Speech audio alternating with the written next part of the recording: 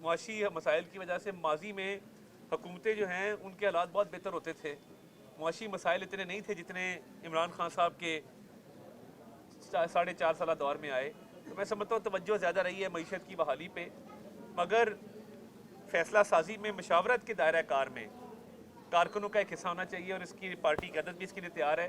اس کے لیے کام کریں گے کہ جب فیصلہ سازی ہو، اہم امور پہ، سیاسی امور پہ گفتگو ہو، تو اس میں ایسے سیاسی کارکن جو پارٹیوں کے لیے زندگیاں لگا دیتے ہیں، اور آپ نے دیکھا ہے جن حالات میں وہ رہتے تھے، تو دنیا کے سامنے ڈٹ جانا، کھڑے ہو جانا ان حالات کے باوجود، یہ بہت بڑی ہمت کی بات ہوتی ہے. وزارتوں سے پوچھا جائے گا کہ آپ کی کیا کارکردگی ہے، آپ کو جو اہداف دیے گئے تھے آپ نے پورے کیے ہیں نہیں کیے.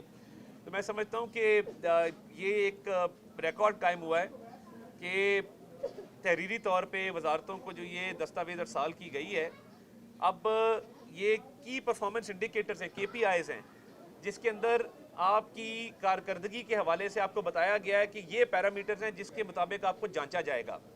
تو میں سمجھتا ہوں کہ یہ پنجاب میں بھی بڑی سکسیسفلی یہ ماڈل امپلیمنٹ کیا گیا تھا، اب وفاق میں ہے، روپیہ مستحکم ہوا ہے IMF کے اگریمنٹ کے بعد.